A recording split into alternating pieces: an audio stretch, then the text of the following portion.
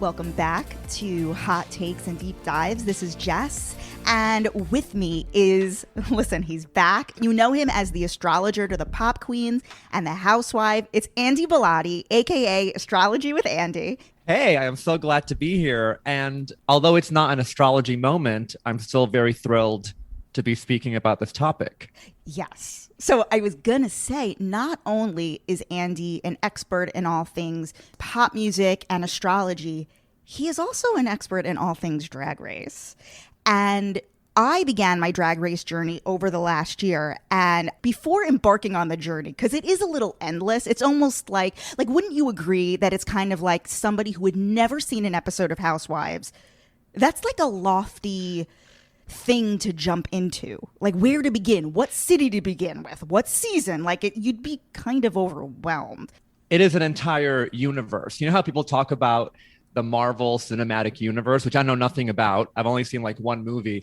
It's kind of like that. You have to be all in and be willing to take very deep dives. Mm-hmm. And when I was beginning this journey over the last year, I heavily consulted with you and another friend who also began watching within the last year.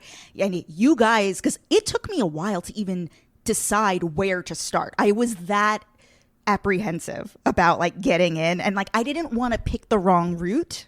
I'm like, you have to give me something that I know that I'm going to like. Don't give me season 1 of Orange County bullshit. I need to right.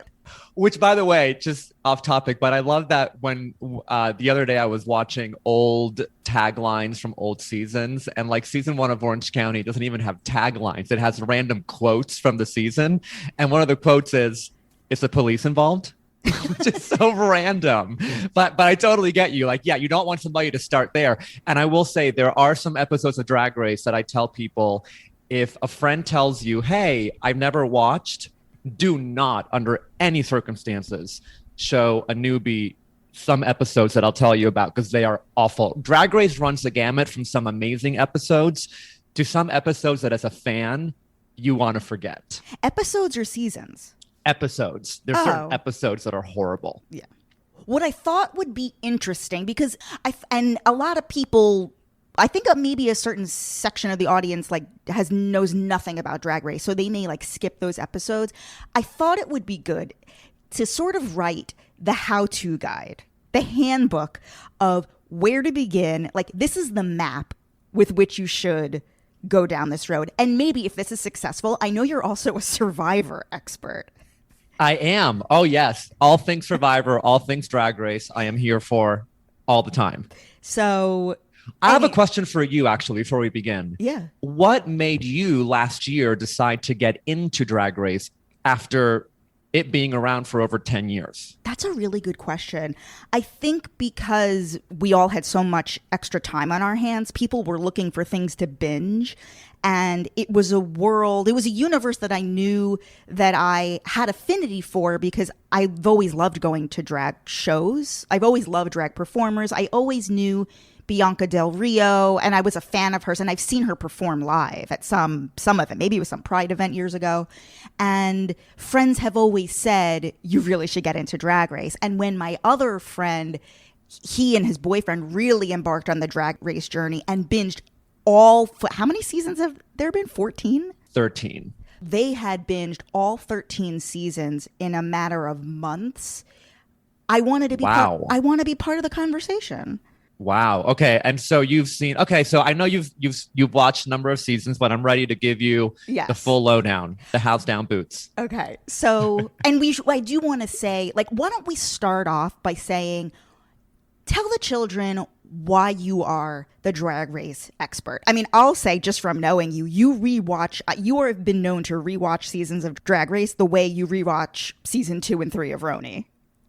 Oh, completely. And the funny thing is that, much like with my Housewives journey, I am of the belief that the earlier seasons of Drag Race, some of which I've watched upwards of 10 times, are the best of the entire series. But unlike with Housewives, I still watch Drag Race to this day. Because with Housewives, my interest has kind of waned a little bit. With Drag Race, I'm still there. I'm watching the current All Stars, which is season 6 of All Stars.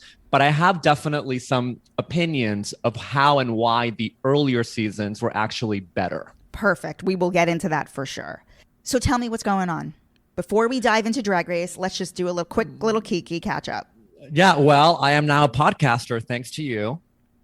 You are the one who planted the seed, and then you were the one who helped me a lot with this technology of what I had to get. But yeah, I now have a podcast. It's a combination, some episodes it's me teaching astrology and doing a little bit of celebrity charts, and some episodes I'm actually doing some interviews. So I'm having a blast. And this is a fully endorsed podcast. Like this is, I fully endorse this show.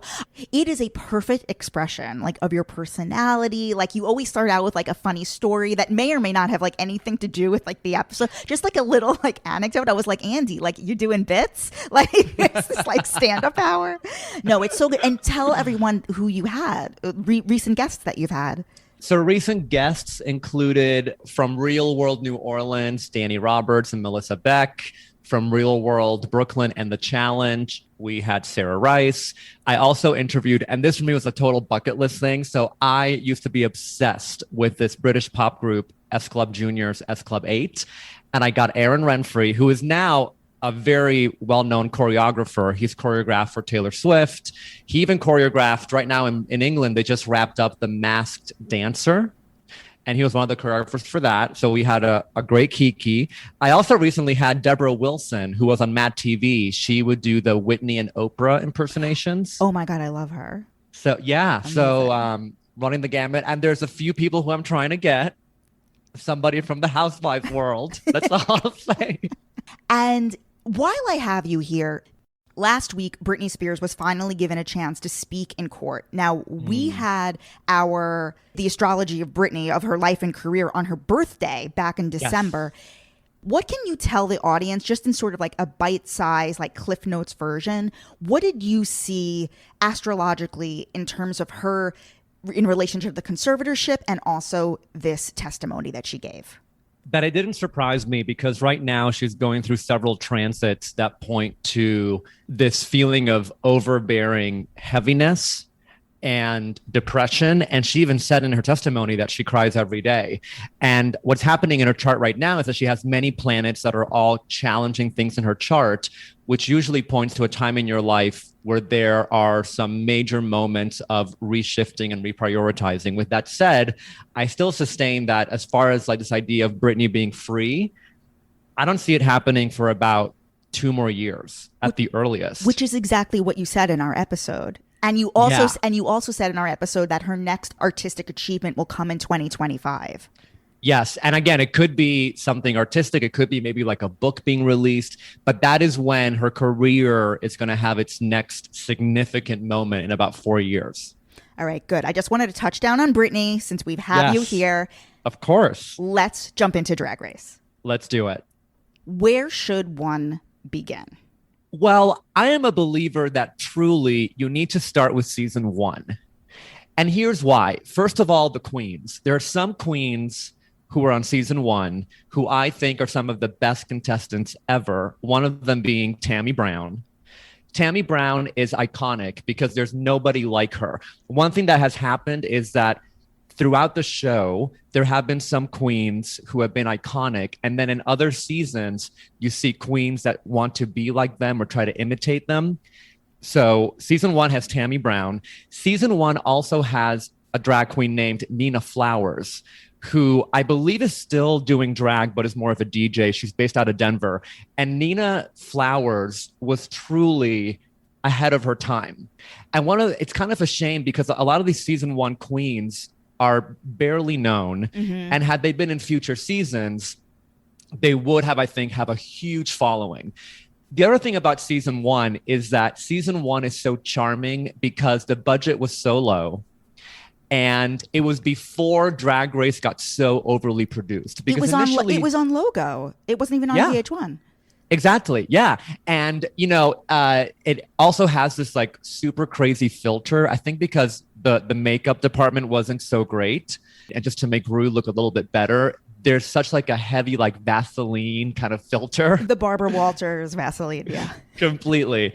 And also it has a lot of charm, because you got to understand that when Drag Race first debuted in 2009, drag was still this very underground and not really considered cool kind of thing. You know, now largely because of Drag Race, drag has become a thing where everybody's into it. It's considered, which I actually have some issues with, but it's now considered like a family thing, like a family friendly thing.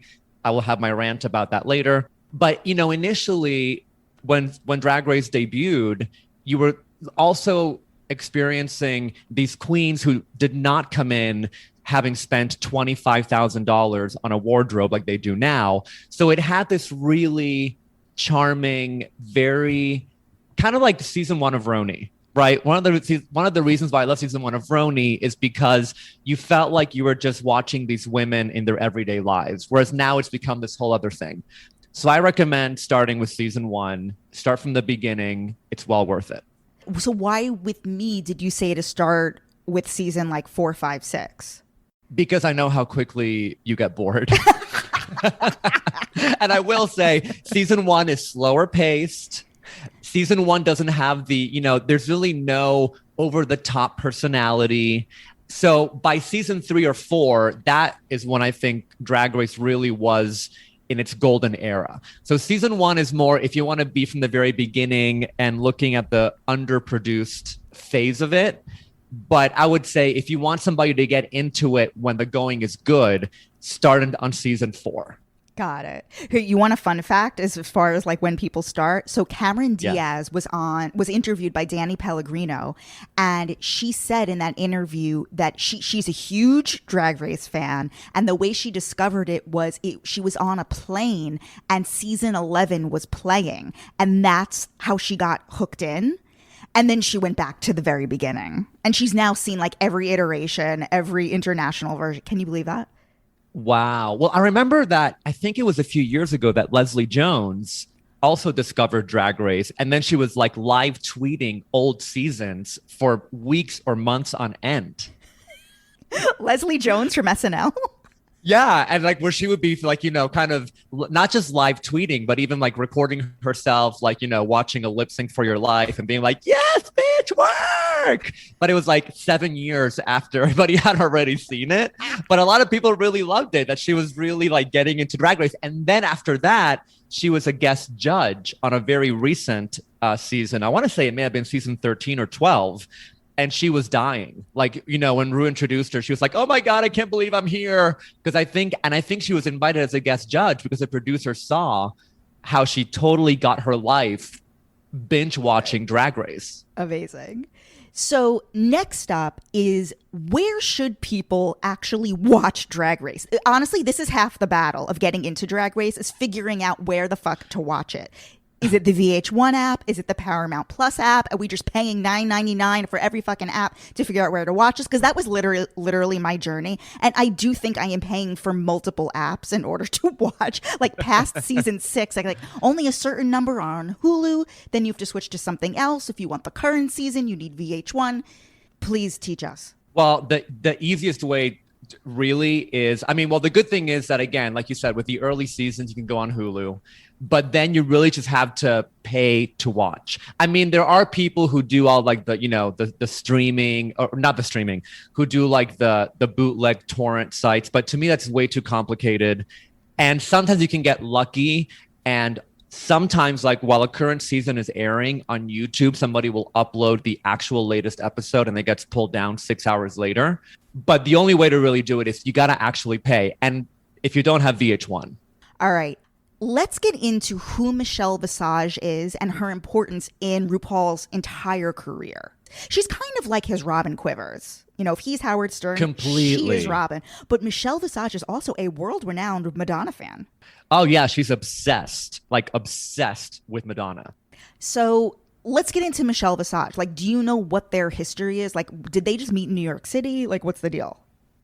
My understanding is that, yes, that they met in the late 80s. You know, there's this club promoter, and I always mispronounce her last name, Suzanne Barch. She was like a huge club promoter. in the 80s in New York. And that's actually how they met. There was some story about there was some ball that Michelle Visage performed in at some point in the late 80s. And then she and Ru were basically clubbing in the New York nightclub scene in the late 80s. And that's how they met. But what a lot of people forget is that, Ru had a talk show, I believe on VH1 in the 90s. And she was already co-hosting that show with him. So they've been working together for decades. And in fact, Michelle Visage was supposed to be in the show from season 1, but she had some other contractual jobs, so she couldn't. And that's why seasons 1 and 2, it was Merle Ginsburg who was the co-judge. So Michelle was supposed to be there from day 1, but it wasn't until season 3 that she was able to come on. Do you like her? Okay, well, it's not that I dislike Michelle Visage, but one thing that I think has happened in general with the judges and with the show is that over time, it's gotten so heavily produced that now you can pretty much expect Michelle to, at a few instances during a runway, she'll do her cackle, right? Where Ru will say something and Michelle will go, ha ha! And it's like, after you hear that like 14 times, you're like, I get it. So I do enjoy her. And I do know that a lot of the queens really love her because a lot of times during the off season, when these queens are touring, because when they were touring around the world, Michelle was usually with them. Really? Yeah, she would travel with them. So a lot of them talk about how they kind of see Michelle as like a mother or a family member. And she's really developed some genuine relationships with a lot of these queens.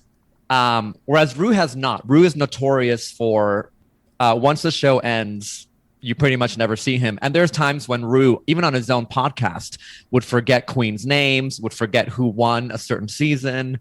Whereas Michelle, I think, is much more invested in the girls. But I will say that if you go back to the first few seasons, you'll see that Ru, I think, was much more invested in the show. The way that he interacted with the queens during the workroom walk-arounds is very different from what it is now. In terms of the evolution of the show, at what point were they given the information in terms of what the categories would be? Now they're basically spending thousands of dollars and they're bringing multiple suitcases worth of clothes to LA to film the show. Whereas in the old days, they were literally making the clothes. That was the whole point of the show. Yes. Now, I think the queens always knew in advance some of the categories, but you're right. Because, initially Drag Race was really created as a parody of a variety of shows. It was supposed to be kind of a parody of Project Runway, hence the focus on designing your own clothing. It was also supposed to be a parody on America's Next Top Model. So in a way, Drag Race was initially supposed to be this amalgamation of different reality shows, but making fun of it. But then there was a shift where once these queens were kind of leaving the show and then they could go to clubs and get very expensive bookings, that started changing. And by the way, one fun fact about Drag Race is that initially season 1 was actually supposed to be the queens and an assistant competing kind of as a team. And then at the last minute, it got changed to queens only. I mean, right? Everything you just said, how it was supposed to be a parody of show, I had no idea about that. That's what it was. Yeah. I mean, the Project Runway comparison is very clear, but Top Model, it is. How does it work with the lip syncs? Like, they must know the songs in advance. They do. So, and this shows you how back the show started. But back in 2009, when you would get to the show, you would get an iPod with all the songs on them. So then when you're in your hotel room, because, obviously on all these reality shows, in between the filming, you're like quarantined in your hotel room. So the queens would get a list of all the possible songs. They didn't know, well, this week it'll be this song or this week it'll be that song. And many times the iPod might have 30 different songs, even though they would only use 10 of them during the show. But the producers wanted to always have a bank of songs to choose from. And I'm sure now, maybe it's not an iPod, it's something else, but you're basically given all the songs for you to practice. Now, what I want to do right now is I want to give you a platform to explain why Alyssa Edwards is your number one. Okay. Well, There's going to be a bit of a rant, but I'm gonna say a few things here.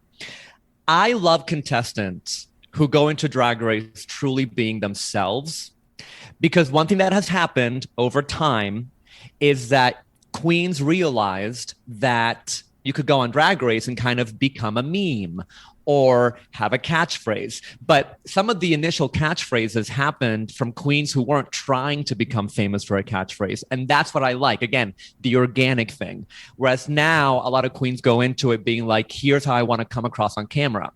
And one thing about Alyssa is that Alyssa Edwards is unintentionally funny, unintentionally hilarious.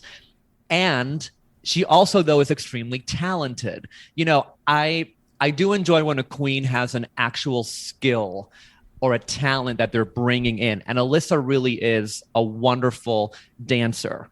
You know, a lot of people don't realize that she's actually Shangela's drag mother. Really? Yes. Let me double check that. Yes. Yeah. That is correct. Okay, good. So, yeah. I'm glad we fact-checked that. Yeah.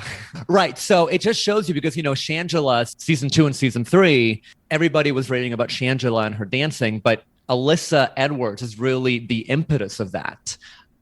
So she's my favorite mainly for that reason, because she's hilarious, but she never planned to go on as a comedy queen. Mm-hmm. And if you watch season 5, Alyssa in that telenovela challenge, trying to fake an orgasm, that was horrible. Like, those are the things that are hilarious. And I don't think she realizes just how unintentionally funny she is.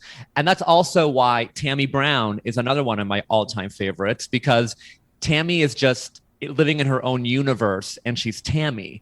She's not trying to be crazy and kooky. She just is. Have you ever seen the Architectural Digest home tour that Alyssa Edwards has done? I sure have, where she kind of is, and in some of the videos she's Justin, and in other parts she's Alyssa. Yeah, it is crazy, and that house that house is crazy. It was like, how did this get chosen? Just a little aside. Which other non-winners are your favorites? Like, who would you rank just under Alyssa Edwards? These are people who didn't win. Well, Tammy Brown would be number 2 without a doubt. Nina Flowers from season 1. I really like Willem, and Willem is the one who has called out a lot of the behind the scenes bullshit with the producers. And I always love a reality show contestant who comes out and spills real tea. I'm all for that. So talk more about that. Like, what have we learned from Willem? What is the behind the scenes info that we have learned from him? Well, and these are all alleged by Willem, of course, but Willem alleges that, for example, when Jiggly Caliente was eliminated on season 4, Jiggly knew she was going home because the day before the hotel had slipped her room bill under the door, which meant that she was leaving.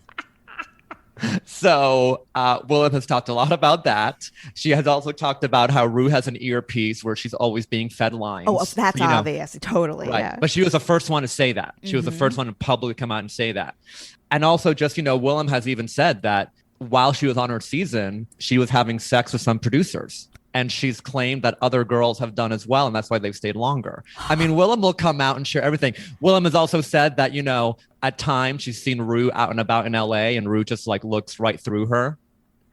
Where is Willem saying all of this? Like in like a blog or like a podcast? Some of it was actually way back in the day on Twitter, on Reddit. She would go on Reddit sometimes and just start spilling. Okay, wait. Speaking of Reddit, I have gone into the Drag Race weeds of Reddit, and there are anonymous people on there claiming to be Drag Race queens, like spilling information. Is there truth to this? Like, do you actually believe? Because I could make an account right now and say that, oh yeah, I was on Drag Race, make up a bunch of shit, and then people are going to believe it. Yeah, I'm not really into that. I do know that Willem back in the day was posting on Reddit, and Willem's username was or is no extra I, which was a reference to the drag name. It's not William, it's Willem. And it was verified that it was Willem. But, Reddit... The Drag Race Reddit community is a little bit interesting because there's some queens that automatically get placed on a pedestal. They can do no wrong. And there's others that are just constantly maligned. And one of the things that I will say, not about Reddit, but the Drag Race fandom has a huge racism problem. Huge. Talk more about that. By and large, Black queens who go on Drag Race have fewer followers. They actually have death threats sent to them. It got so bad, actually, that this was building for years. And then season 7, I'll tell you about later why it kind of marked a new era of Drag Race. But season 7 had Jasmine Masters. Jasmine Masters has been a drag queen for decades. She's been in the game for decades. Tell everybody our story from Palm Springs with Jasmine Masters. Just, I mean, the fact that we saw her, or yeah. Okay. Forget it. Like we were in the audience. No, but then I did get a photo. You know, it's true. I got a photo with them all, and I stood right next to Jasmine because I've another one who I love, Jasmine Masters, because Jasmine Masters is unapologetically herself, and she is just hilarious. If you just go, you know, one of the things that I do when I'm maybe having a bit of a down day or I'm not in a good mood, I go on YouTube and I just type in Jasmine Masters. I have something to say, which were little clips that she's been doing way before she got on Drag Race. And it's just Jasmine ranting about customer service, about fast food drive-thrus, about people with bad breath, about cheap people who go to clubs and don't buy their own drinks. Oh, this is so right up your alley. You love this shit. I mean, that's you. So when Jasmine, you know, and the thing is that there are some drag queens, like Jasmine Masters is a perfect example for me, who are genuinely funny and hysterical when they just get on YouTube and start ranting. But then in the format of a drag competition reality show, it doesn't come through. So unfortunately, Jasmine was one of the first to be eliminated. And she kind of got edited very unfairly because she got edited as being bitter and not enjoying her experience, which is not true at all. But she got a lot of hate from the fandom, which was ridiculous in my opinion. But it got so bad that at the season 7 reunion, Ru actually had to speak on that and mention how, you know, I forget the exact words, but Ru was saying something like, you know, I'm aware that you got a lot of hate this season, because it was getting really bad. And a lot of the queens of color often say how they get a lot of vicious hate from the fandom. And a lot of it supposedly and apparently is coming from the younger viewers, like teenagers and, you know, like late teens, early 20s. But it's gotten really bad. Is this just a comment on society at large? I mean, the matriarch in charge is RuPaul, who is Black. Like, I don't get it. I don't get it either. The other thing that has happened with Drag Race is that, and in my opinion, it's kind of a detriment. When Drag Race first started, it was very niche. So people who were already into drag were into it. And I think that a lot of people who are into drag, myself included, we like drag that's a little bit rough around the edges. Yes. We like a drag queen who is not afraid to say things that are shocking. As Drag Race got bigger and bigger, the fan base got younger and younger. And then social media started playing more into it. And a lot of queens realized, shit, if I go into this show and I throw shade at a contestant that ends up being beloved, I'm then getting a bunch of hate on Twitter and on Instagram. The clubs aren't booking me. So it kind of really sanitized the show, where now a lot of queens are like, well, I want to go on Drag Race so I can make money and be at these clubs. So I'm going to be very filtered with what I say in a confessional, which I think has actually harmed the series a little bit. And why do you say that season 7 was a turning point for the show? Because season 7 was really, if I recall correctly, it was the first season where you were having some contestants who got into drag because they watched Drag Race when they were teenagers. Right.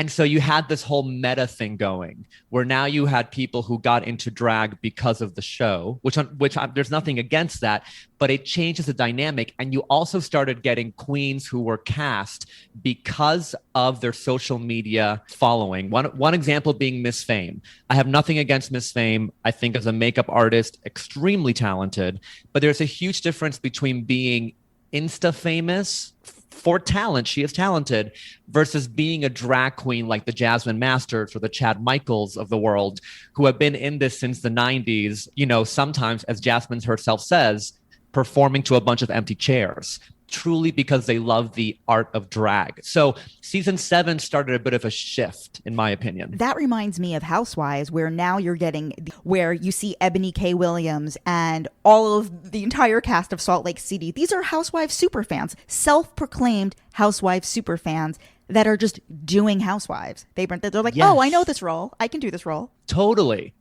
And then, of course, you had that, by around season 7, with social media getting much more prominent, that's also when Queen started going, well, shit, I saw what happened to Fifi O'Hara season 4 when she was edited to be, quote unquote, this villain and all the hate she got. I don't want to be in that position. But I think a lot of us who are into drag, we like a little bit of shade and a little bit of drama. On this note, let's talk about Untucked. Explain what Untucked is.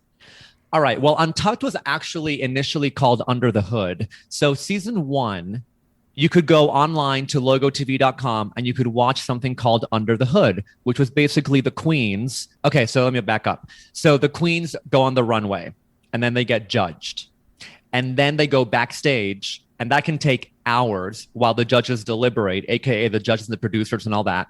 And that can take several hours. So season 1, you could go online and watch something called Under the Hood, which was, in those 2 hours, the queens in some closet-sized room just kind of shooting the shit. By season 2, it became much more produced, and it became what was known as Untucked, which aired right after Drag Race. So back then, Drag Race was on Monday nights. Monday nights was Drag Race night. And then after the episode, you had Untucked.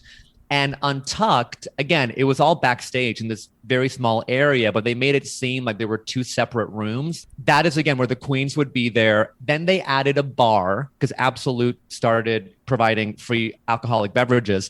But that ended up kind of phasing out because on season 2, Jujubee had way too many drinks during the Untucked portion. And then when she lip synced for her life, she was actually drunk. But Untucked was great because, it was the queens basically, and that's where you could see some tension simmering between queens. Like season 2 Untucked, it became like a reality show in a way. Completely. And season 2, you could see the tension between Raven and Tatiana, and between Tatiana and Tyra, who ended up winning. But then what happened is that as it went on, like especially seasons 4, 5, and 6, Untucked was so produced where, for example, they'd say, coming up next, and it would be somebody saying, well, I think you're a loser. And then they would cut to like that person looking really hurt. But you could tell that the editing was so bad that they were just splicing things to make drama. And a lot of queens were saying that, well, actually on Untucked, we're all having a blast and laughing with each other and throwing shade. But then they make it seem like I attacked her, and then the fans are coming after me. So after season 6, the Untucked format changed to something that's much less produced.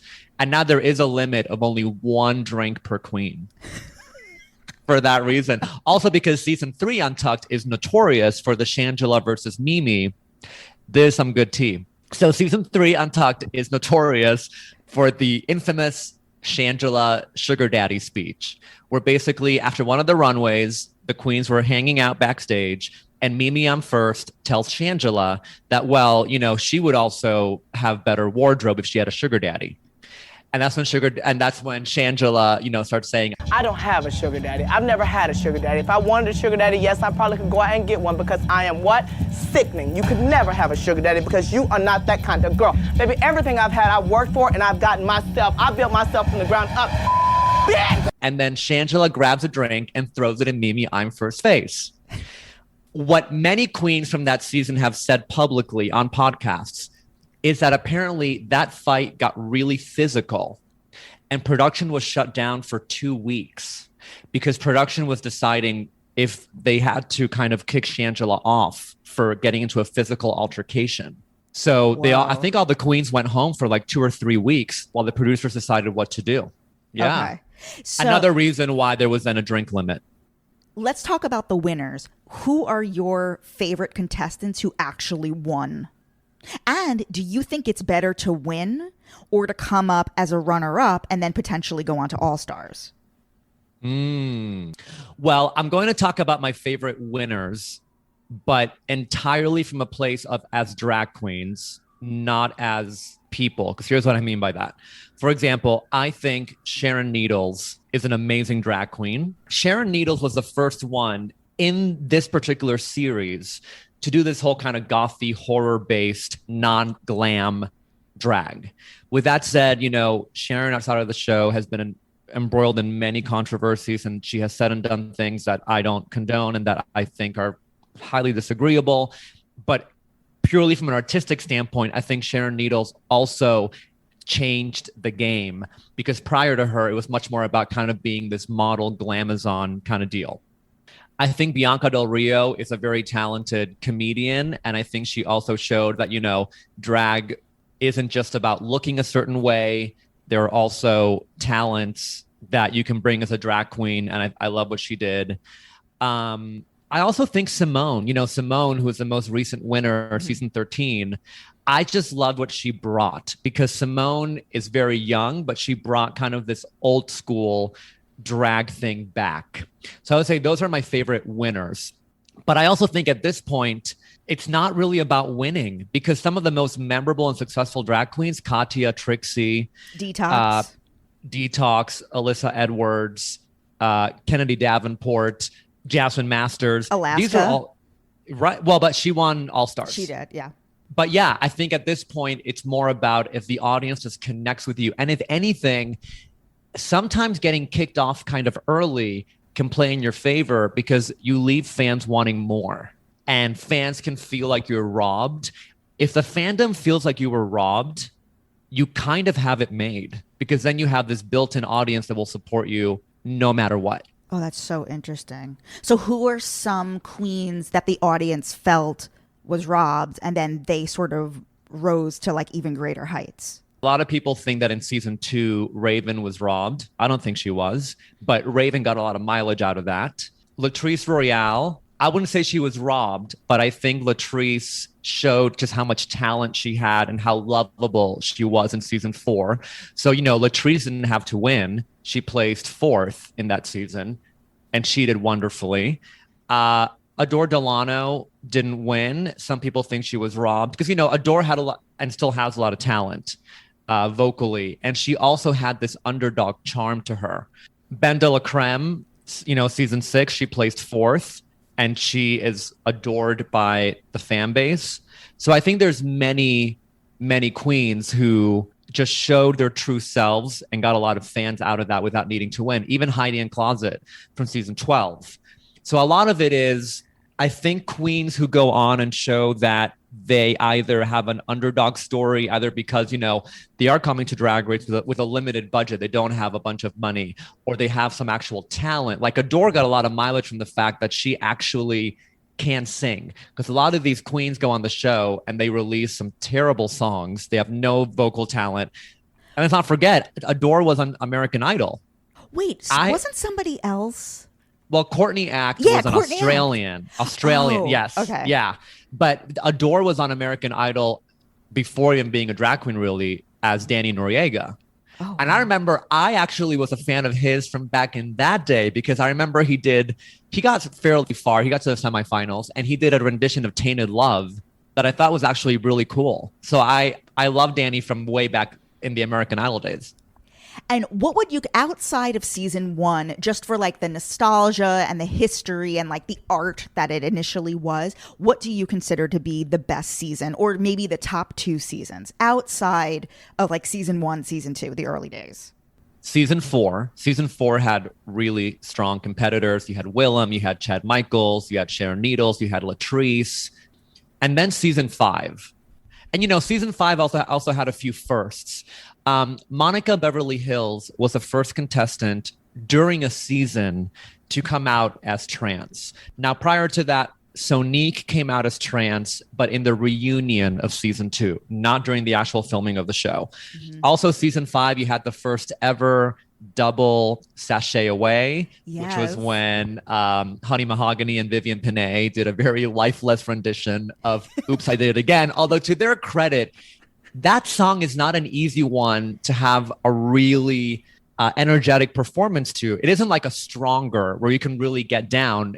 Oops, I Did It Again is like a mid-tempo song. But yeah, Rue was not having it. So it also had a few firsts that I thought were really fun. Okay, the concept of all-stars, how far does one have to get in binging the show to then be able to dip their toe into all-stars? And also say why season 1 of all-stars, like you absolutely hate season 1. All right, so a few things on that. The word on the street, it has never actually been confirmed, nor do I think it ever will be. But the word on the street is that the original All-Stars was actually created by the producer specifically to crown Chad Michaels. Because Chad Michaels was allegedly supposed to be the winner of season 4. But then when Sharon Needles came in and really wowed everybody, they kind of had no choice. Because remember that season 4 was actually the first time that the winner was not crowned before the season wrapped. Seasons 1 through 3, it was all filmed in one cycle, including the winner. And let's not forget, season 3 was spoiled by Perez Hilton, who, like, before the first episode aired, already wrote on his blog that Raja won. Oh my God. Yeah.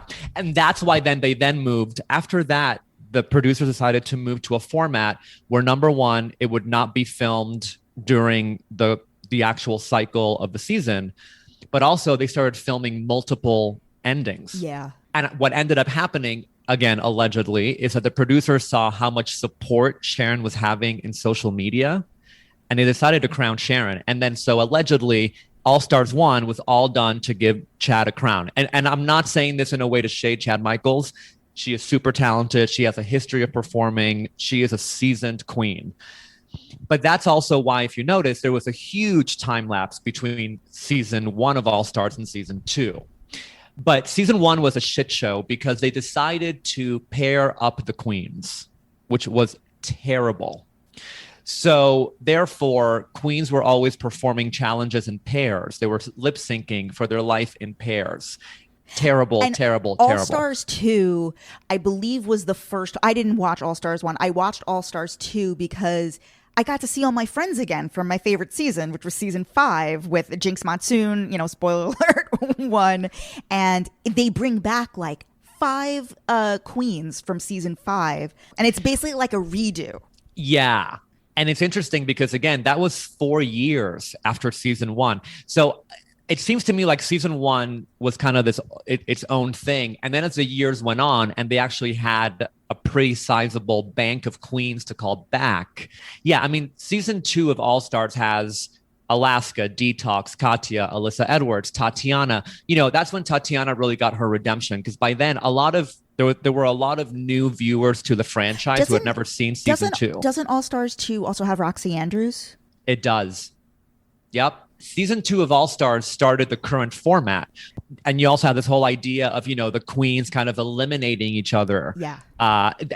So really, All Stars season 2 is the true beginning of the All Stars franchise. Season 1. And that's why even some queens who participated in All Stars season 1 have come back in future All Stars, like Pandora Box and Manila Luzon and Yara Sofia and Alexis Mateo, because I think the producers even realized we kind of gave them the short end of the stick with season 1 of All Stars. Guys, at this point, I think we could all use a vacation. CheapCaribbean.com has been around for over 20 years and is in the business of providing the best all-inclusive beach vacations. An all-inclusive beach vacation means all you can eat food, alcohol, and non-alcoholic beverages, as well as the beach and night activities, all included when you book at CheapCaribbean.com. Cheap Caribbean has no change fees when you book a Cheap Caribbean resort and allows you to add trip protection so you can book with confidence. Less money, less worry. So here's the deal. Right now, you can take $100 off your next dreams or secrets resort when you book with cheapcaribbean.com/hot takes deep dives. Be sure to include hyphens in between the words hot takes deep dives. So hot takes deep dives. cheapcaribbean.com/hot takes deep dives. See you on the beach.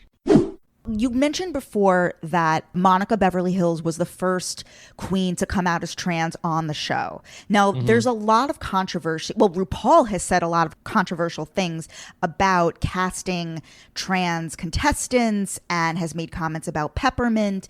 Can you kind of dig into that? Yeah, I just think that Ru comes from a very old school, much more limited definition of drag. which is the idea of drag is about the glamazon, right? Because, Rue is really the one who I think really started, even though Rue's roots in drag are the whole like punk gender fuck kind of thing. Then when she became this whole glamazon thing and she released her single in the early 90s, Supermodel, nobody had really done that before. And I think Rue still operates sometimes from that mindset. But I think drag has to evolve, and I think the show has to evolve. And that's actually why there have been a few changes over time. Seasons 1 through 6 or 7, when Rue would come on the television screen in the workroom, the catchphrase he would hear is, "Ooh, you've got she-male." Yes. That got changed. And the straw that broke the camel's back was that there was a mini challenge in season 6 that was called She-Male or Female, where the queens were shown photos of different parts of the body, say a shoulder blade or a cleavage, and they had to guess, as Rue put it, is that a woman or a psychological woman? And that is when everybody went, oh, hell no. We cannot have this. And in fact, that mini challenge has been erased from history. If you watch season 6 now on the streaming sites, that challenge has been removed. Holy shit. Oh, go ahead. Yeah, and one more thing. And then, last season had the first trans man as a contestant, got Mick. And that is why the catchphrase changed from "May the best woman win" to "May the best drag queen win." So we're seeing the show evolve in many ways. Which I love. Like, love Gottmik. And there's a trans woman on All Stars currently. What's her name? Sonique. Well, Kylie Sonique. Right. So Sonique in the season 2 reunion walked out in tears, and it was all captured on camera. And when Rue went to console her, that's when Sonique back then said that she identified more as a woman, not as a man doing drag. And now Sonique is back as a trans woman competing. And she goes by Kylie Sonique. Yes. She's and amazing. Sonique is beloved. Yeah. She is amazing. I was actually at a friend's this weekend, and we watched the first 2 episodes of All Stars, and I was like, who is that? Yeah. And it's also surprising to me that RuPaul would have this limited view, because RuPaul was around in New York City when Candace Cain was the #1 performer in New York City. And guess what? She started out as a drag queen and transitioned live on stage over that time period, headlining at Barracuda, and is widely regarded as the #1 nightlife performer in the history that has ever done it. And spoiler alert, Candace Cain is a future guest on this very program. So there you go. And we've also seen, by the way, how some queens over time have come out as trans, like Jiggly Caliente, Kenya Michaels, queens. And of course, and there's many queens who identify as non-binary, like Jinx Monsoon. There was a podcast episode, I don't remember whose show it was on, but it was an episode that had both Jinx and Bianca Del Rio, and they had a super interesting conversation about, because that's, season 5 and season 6 winners, and it was really interesting. And it reminded me, you had told me this story that apparently Bianca Del Rio was cast with the understanding that she would win, but and you had told me this story previously, but in listening to this episode, that is not that doesn't track with what she's saying.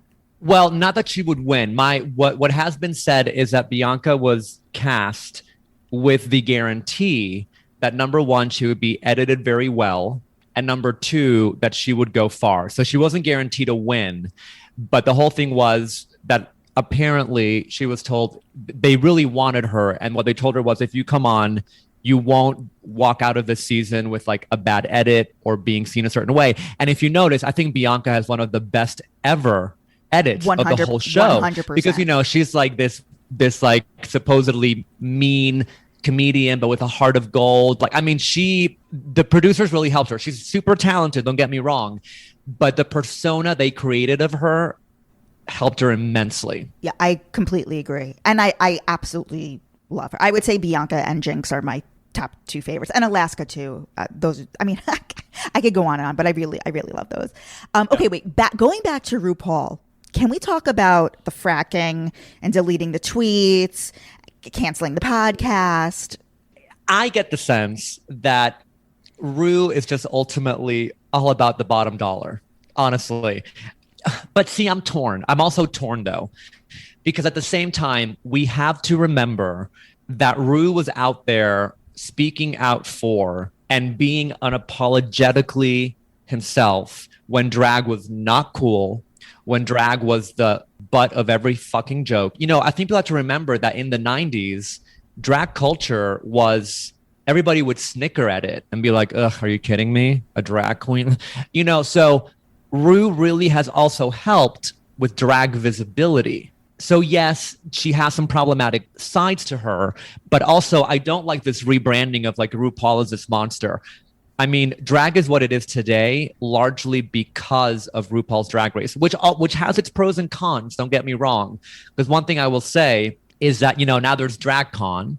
Yes. But DragCon, which I don't like, is being marketed as like this like family friendly nonsense. It's like, you know, drag queens were like princesses, you know, bring your 9-year-old little girl.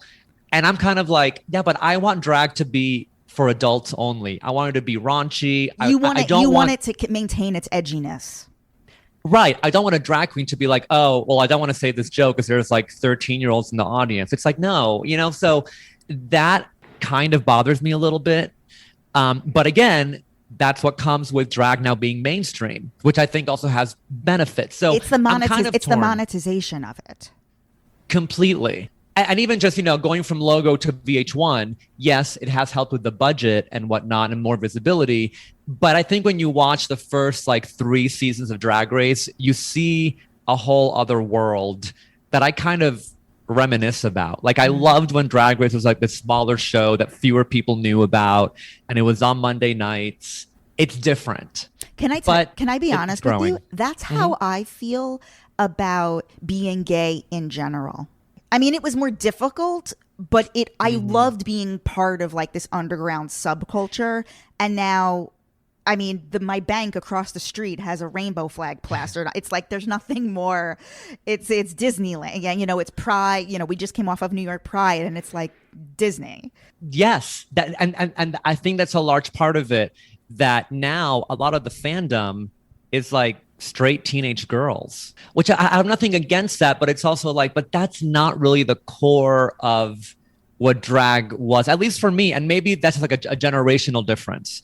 But that's also why I don't think a queen like Bianca Del Rio would win Drag Race today, because I think a lot of the fandom would think of her as mean, or, you know, oh, you hurt this person's feelings. And it's like, but drag was never supposed to be about lollipops and rainbows. Right.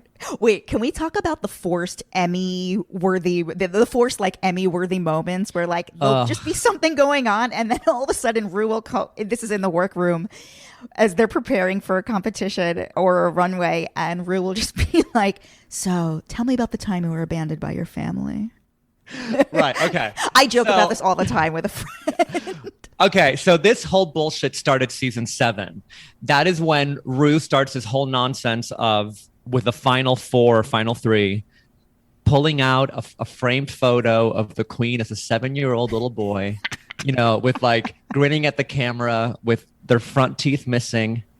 Here's what some queens have said, that the reason why that started, and I believe it, season 7 had Pearl from New York, who had quite an abusive past, sexual abuse, etc.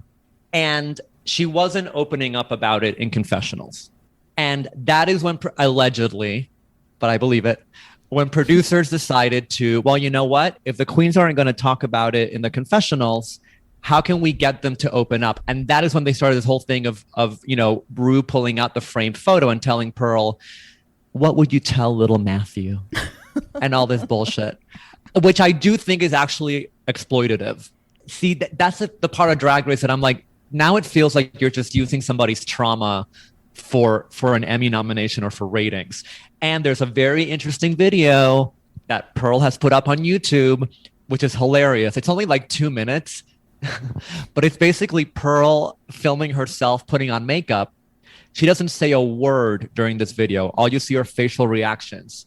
But she's reacting to an episode of What's the Tea, which is Rue and Michelle's podcast, where Rue is basically talking about how, and I believe it's in reference to Pearl, Ru says something like, if you cross me, I will destroy you mentally. I will take you to a place where you will never recover from. And it's all about Pearl. And it's just 2 minutes of Pearl playing that segment as she's putting on makeup and occasionally pausing and opening her eyes real wide. So Pearl definitely has some, and I agree with her. I could see, and Pearl is also the one who has said that apparently there was a point where she was saying something to Ru that was kind of personal. And according to Pearl, Ru said something like, what you're saying means nothing unless that camera is turned on. Oh my God. Pearl has said this publicly. So yeah, and then the other notorious moment was, I think 2 seasons ago, when Ru was walking around the workroom and Plastique Tiara mentioned something about her family rejecting her. And then Ru said, I'm your mommy now. I can't. Have you listened to What's the Tea? Their podcast? Very, very rarely, because I got to tell you, Michelle with her walnuts cure depression bullshit.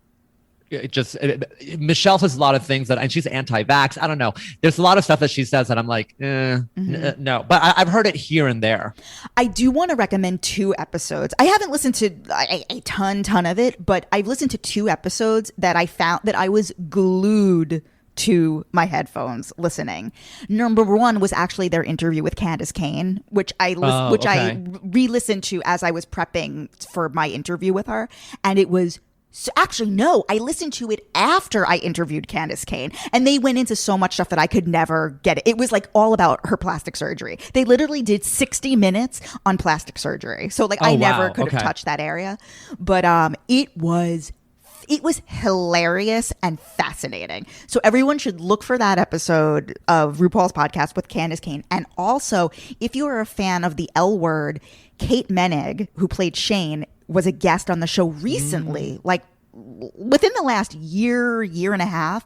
And she was a guest on the show because Michelle Visage had just started binging the L Word and became obsessed with Shane, her character. And it was on their podcast that Kate Menig talked about being gay publicly for the first time, literally ever. Oh, wow. Okay. Yeah.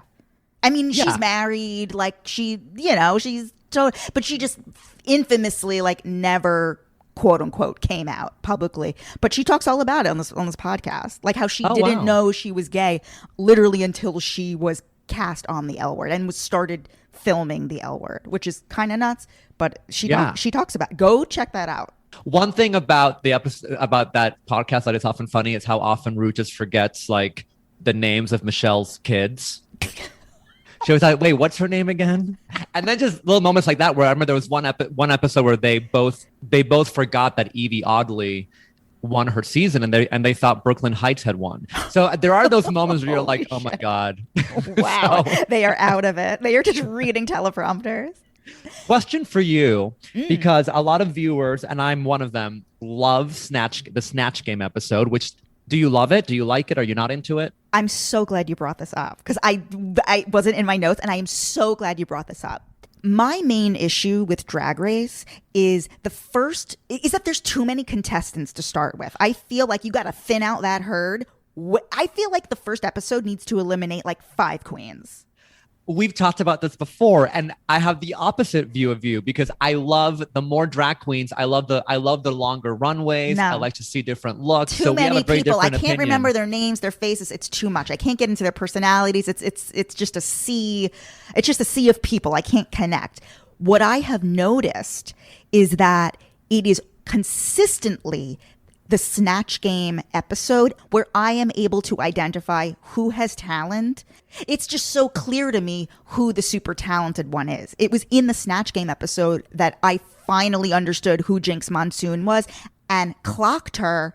And I was like, oh my God, this one is my favorite. Goes on to win the damn thing. Same thing. I think it was Got Mick who did Paris Hilton. Yeah, right? That was an amazing performance. It's the Snatch Game episode, which is usually the 5th episode of a season. Around there, 5th or 6th. Mm-hmm. Where I fully get the cast, their personalities. I'm able to pick out my favorite. So I love it.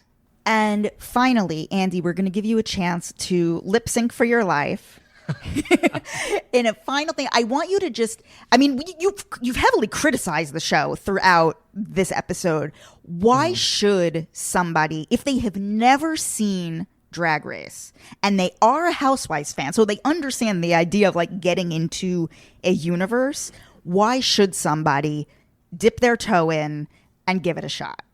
Because ultimately, above all else, Drag Race is always a show that once I'm done watching it, in some way, my spirits are lifted. Like you always come out of watching an episode feeling happier, laughing. It's a show that just cheers you up. It's also a show that kind of like that kind of like Housewives has characters in the sense that, you know, these drag queens are characters. And it's really cool to see, I think, the transformation. I would say there's different elements of it. So for example, if you are into just makeup and transformation, you can get into that. If you're more into the personalities, there's that element. If you're into the performance element, you know, there's a lot of acting challenges. There's a lot of singing challenges. So I think there's many different avenues that can captivate you. And the fact, which I think is also very cool, that you can see these queens on your TV and then they're going to be at your local club at some point performing. And I've watched many, I mean, don't get me wrong. There's a lot of queens who are not on the show who I've watched at clubs or bars and they're amazing. But there's something pretty cool about maybe, you know, you've been a fan of Kennedy Davenport for years and then to see her in front of you, you have that connection. Andy, you said it all. And I've had it officially. That's a Detox quote from Untucked season 5. Where can everybody find you? Follow your podcast, everything. You can follow me on Instagram at Astrology with Andy. You can book a reading on my website, astrologywithandy.com. And you can listen to my podcast, which was inspired by Jess herself. She guided me through the whole process. And now we are 11 episodes in, and it's called Astrology with Andy. Guys, you can follow me, Jess XNYC, follow the show account, Hot Takes Deep Dives, and Andy will certainly be back. Actually, here, spoiler alert, we'll just tell you, his next appearance will be on August 16th, and we'll let you figure out what the significance is of that date, and maybe you can guess what our next episode will be all about. I have been preparing for months. I am so ready for that. Thanks, guys.